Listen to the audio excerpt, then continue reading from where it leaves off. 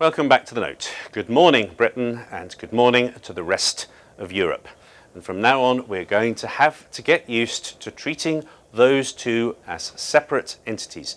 For those who have not yet heard the historic news, Britain has decided, much against recent expectation, to leave the European Union in the referendum that has just been held.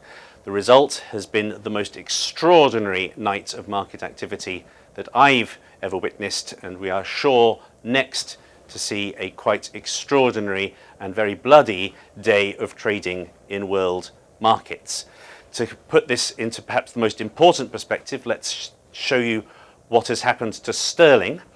This is a chart which shows you daily moves of sterling against the dollar in numbers of cents going back to 1970, and you can see that this fall in sterling dwarfs all others ever since the pound has been allowed to float freely, considerably greater even than the infamous Black Wednesday in 1992, when George Soros infamously bet that the pound would be forced to exit the European exchange rate mechanism. To look at it another way, this is the exchange rate of sterling against the dollar going back to the Plaza Accord of 1985, when a group of governments and central banks got together and agreed to take measures to deliberately weaken the dollar. Since then, the pound has never managed to fall significantly below 140. It has done so now, and it has done so even though earlier in the evening it had actually hit $1.50 for the first time this year. That leads to, I think, another very critical question which we will all have to answer, which is how the markets got this so wrong. They completely misjudged the mood of the British people. Now, to put that in one fairly straightforward framework, this is the odds shown by the oddschecker.com website. It's a compilation of odds from different betting sites. And you can see that heading into the result, there was seen to be barely even a 10% chance that Britain would vote to leave. Remarkable confidence, given that polls of polls were still never showing much more than a 1 percentage point advantage for Remain. Now, the first big alteration, the first big sign that perhaps they had all got this wrong, came from Sunderland, the second city to announce its results in the UK. It voted overwhelmingly to leave. That was a surprise, and even at that point, the fall that you then saw in sterling was greater than we saw on Black Wednesday in 1992. After that, you saw some stabilization. The results gave some hope in the case of some London constituencies for the Remain camp, but the trend remained clear.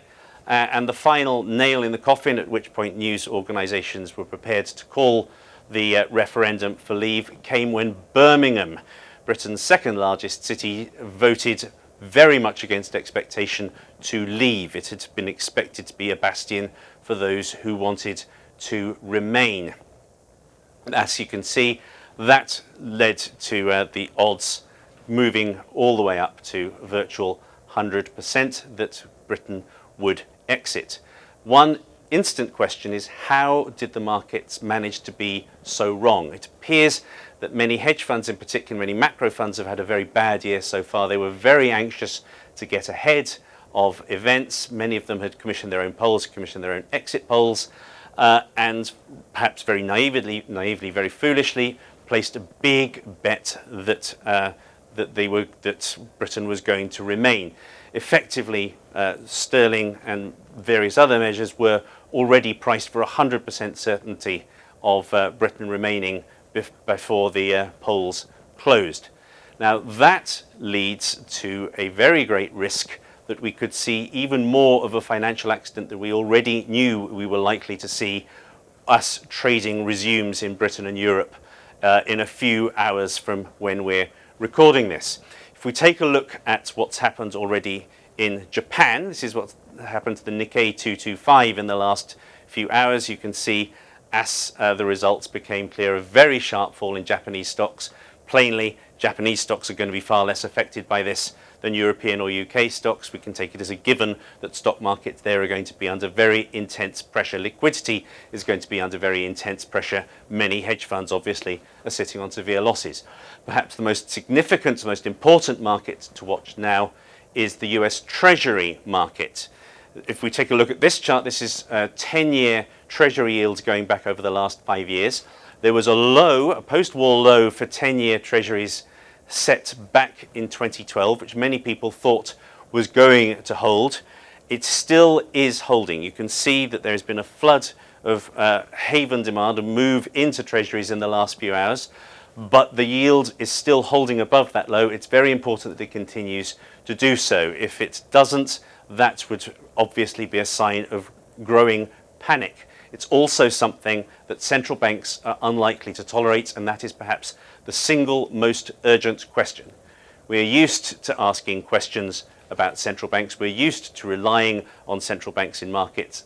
Presumably, they cannot possibly allow a major currency to collapse in the way that sterling has just done and do nothing about it. Presumably, we are going to get some coordinated action from central banks in the next few hours. Just what it is becomes a critical question. As for Britain, over the days, weeks and months that come, there are many, many more questions. But perhaps the one wonderful thing to say out of all of this, the people have spoken. They have said things that the establishment didn't want to hear, that markets didn't want to hear. The people had been warned that you would get this kind of reaction from financial markets, this kind of a risk of crisis. They decided it was worth taking that risk, paying that price. We will see now over the weeks and months that come whether that price turns out to be justified.